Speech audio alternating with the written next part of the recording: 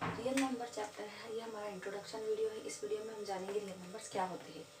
As you know, number line, ये हमारी number line होती है। यहाँ पे 0 1 2 3 4 एंड सो ऑन, -1 -2 -3 -4, इस तरह हमारी नंबर लाइन होती है। इस नंबर लाइन के बीच जितने भी नंबर्स लाया करते हैं उनको रियल नंबर कहते हैं। आगे जाके हम इनको क्लासीफाई करेंगे। ये हमारे नंबर लाइन का राइट पार्ट है और ये होता है लेफ्ट पार्ट। जो राइट पार्ट होता है, यहाँ जितने भी नंबर होते हैं ये कहलाते हैं पॉजिटिव, और लेफ्ट पार्ट वाले नंबर कहलाते हैं नेगेटिव। और ज़ीरो जो होता है वो हमारा होता है न्यूट्रल। ज़ीरो ना पॉजिटिव होता है ना नेगेटिव होता है।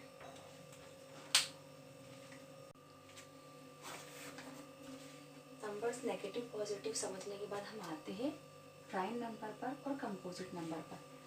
प्राइम नंबर वो नंबर होते हैं जो खुद से और 1 से डिविजिबल होते हैं, ऐसे नंबर्स कहलाएंगे प्राइम नंबर। और वो नंबर जो खुद से डिविजिबल होते हैं, 1 से डिविजिबल होते हैं और साथ में अदर नंबर से भी डिविजिबल होते हैं, उनको कहते हैं कंपोजिट नंबर। प्राइम जैसे नाम से ये जो प्राइम खुद में हो, फॉर एग्जाम्पल 2 3 5 7 11 13 17 19 23। आप देख सकते हो ये वो नंबर है जो खुद से डिवाइड होते हैं, किसी और नंबर से डिवाइड नहीं होते। हमने यहाँ 1 नहीं लिया है, उसकी भी एक वजह है, वो हम आगे बताएंगे। इसके पहले हम जब समझते हैं कंपोजिट नंबर क्या होते हैं। वो नंबर जो खुद से डिविजिबल होते हैं और साथ में जिनको फैक्टराइज किया जा सकता है, जिनको बांटा जा सकता है। फॉर एग्जाम्पल 4 6 8 9 10 12, इसी तरह आगे भी। 4 हमारा बढ़ जाएगा 2 इंटू 2, 6 हो जाएगा 2 इंटू 3, 8 को हम लिख सकते हैं 4 इंटू 2, और 4 आगे और बढ़ जाएगा 2 इंटू 2, तो 8 लिखा जा सकता है 2 इंटू 2 इंटू 2। तो 8 को लिखने के कितने तरीके हैं, 4 इंटू 2, 2 इंटू 2 इंटू 2। सेम 9 लिखा जाएगा 3 इंटू 3। तो इसके हम फैक्टर बना सकते हैं, तो इस तरह के नंबर हो जाते हैं कंपोजिट नंबर। अब हम बात कर रहे थे 1। 1 ना तो आपका प्राइम होता है ना ही कंपोजिट होता है।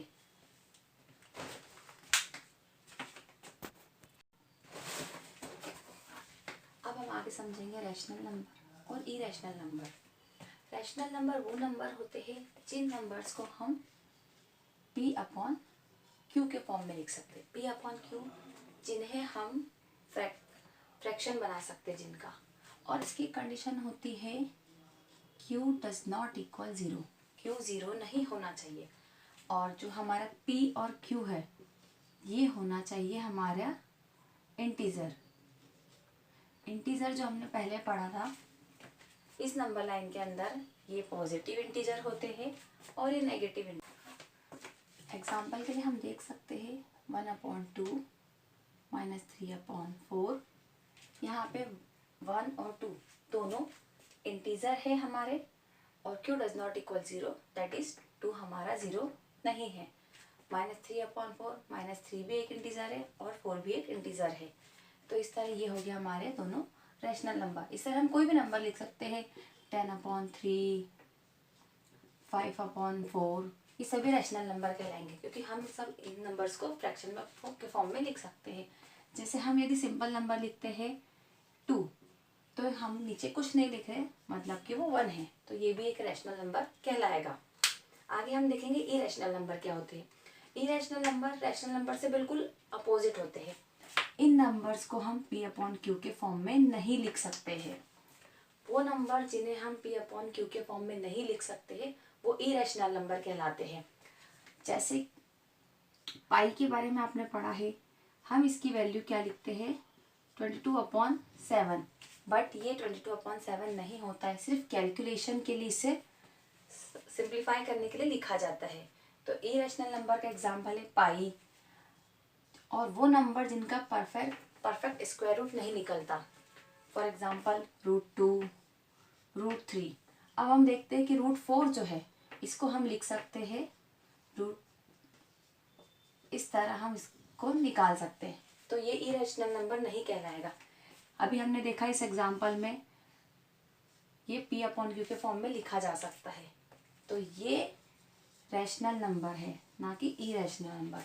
ध्यान रखिएगा, जो नंबर परफेक्ट स्क्वायर नहीं होते हैं वो इरेशनल नंबर कहलाते हैं। हम और एग्जाम्पल देख सकते हैं, √5, √6, √7, √8 भी, क्योंकि यदि हम √8 को सिंप्लीफाई करेंगे तो ये हो जाएगा 2√2, तो ये भी एक इरेशनल नंबर कहलाएगा। ऐसे नंबर आपको बस इतना ध्यान रखना है, ऐसे नंबर जो p अपॉन क्यू के फॉर्म में नहीं लिखे जा सकते, जिनकी कोई एक इंटीजर वैल्यू नहीं होती, जो फ्रैक्शन नहीं बन सकते, वो इरेशनल नंबर कहलाते हैं। बाकी आपको इसके सिंपल नोट 1 पेज के नोट में आपको आगे प्रोवाइड कराऊंगी, उनको आप नोट करते जाइएगा। नोट बनाने से आपके आगे रिवीजन बहुत अच्छे से हो जाएगा, तो ये सॉल्व करने में आपको आसानी होगी सवाल।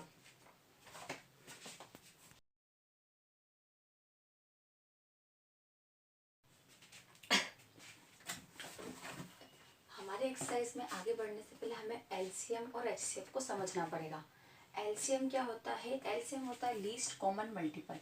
लीस्ट कॉमन मल्टीपल किन्हीं दो इंटीजर्स की बात करते हैं। फॉर एग्जांपल हम ए और बी, ये दो इंटीजर है हमारे, इन दोनों का यदि हम बोलेंगे एलसीएम तो हमें एक ऐसा नंबर निकालना है जो इन दोनों से डिविजिबल हो।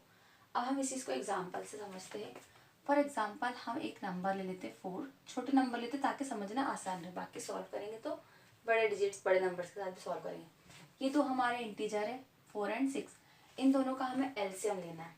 एलसीएम मतलब कि multiple, least common multiple, least मतलब सबसे छोटा, उनमें जो कॉमन मल्टीपल है।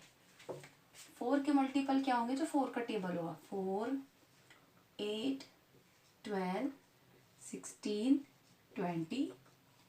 नेक्स्ट 6 के मल्टीपल क्या होंगे? 6, 12, 18, 24, 30, इस तरह आगे। अब आप देख सकते हो इन सब में सबसे छोटी वैल्यू कौन सी है जो कॉमन है और मल्टीपल है?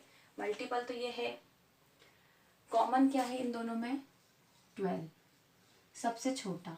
तो एलसीएम क्या हो गया इनका? एलसीएम इस तरह लिखा जाता है इसे, एलसीएम ऑफ 4 and 6 इज 12। बस ये है सबसे सिंपल डेफिनेशन और समझने का तरीका। इसको आप चाहे तो इसे नोट कर लीजिए, क्योंकि जितना सिंपल आप नोट करोगे, जितने सिंपल आपके नोट्स होंगे, आपको खुद को समझने में आसानी होगी। ये हो गया हमारा एलसीएम। इसे किसी भी तरह के नंबर, बड़े से बड़े नंबर्स का हम आगे एलसीएम निकालेंगे। नेक्स्ट हमारा है एचसीएफ। एचसीएफ क्या बोल रहा है? हाईएस्ट होना चाहिए और फैक्टर होना चाहिए। फैक्टर वही जिसको हम बांट सकते हैं। यहाँ भी वही, हमने तो हमारे इंटीजर ले लिए ए एंड बी, कोई भी हो सकते, इसी को करके हम सॉल्व करते हैं। 4 and 6, 4 के फैक्टर निकालेंगे। पहले हमने लिखे थे मल्टीपल, 4 के फैक्टर है 2 × 2, 6 के मल्टीपल फैक्टर है हमारे 2 × 3, 6 के फैक्टर हमारे है 2 × 3।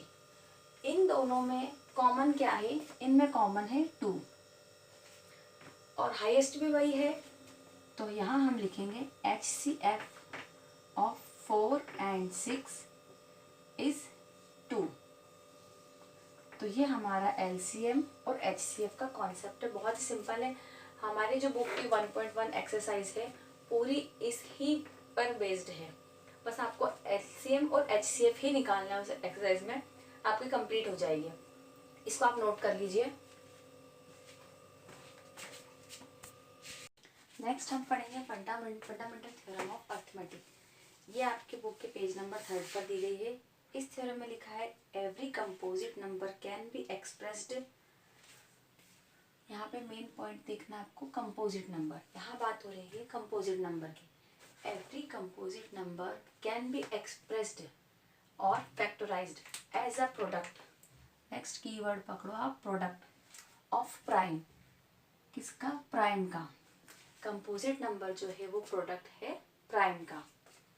And this factorization is unique, और जो भी आपका फैक्टराइजेशन होगा वो यूनिक होगा। हम एक नंबर ले लेते हैं कंपोजिट 6, इसका फैक्टराइजेशन हो गया 2 और 3, ये यूनिक है, कुछ और नहीं बन सकता इसका। नेक्स्ट नंबर हम ले लेते हैं 12, ये हो जाएगा आपका, बट हमने कहा है कि इसका प्राइम फैक्टर, ओके, यहाँ पे ये एग्जांपल इसलिए क्योंकि यहाँ लिखा है factor of prime, product of prime. Prime का इसका प्रोडक्ट क्या निकलेगा आपका 2 × 2 × 3, तो आप कैसे भी लिखोगे यही आएगा। इस एग्जांपल को आप ऐसे भी लिख सकते हो 3 × 2 × 2 सेम है, 2 × 3 × 2, रिजल्ट में कोई अंतर नहीं है, आप इन तीनों को देख सकते हो। वही हमारी डेफिनेशन कह रही है every composite number can be expressed as the product of prime and this factorization is unique, ये फैक्टराइजेशन आपका यूनिक है। अपार्ट फ्रॉम द ऑर्डर, बात हो रही है यहाँ पे apart from the order, order आपका कुछ भी हो in which the prime factors occurs, यही हमारी थ्योरम है, फंडामेंटल थ्योरम ऑफ अर्थमेटिक। ये स्टेटमेंट आपके लिए ज़रूरी है, इसको याद कर लीजिए, एग्जाम में आ सकता है।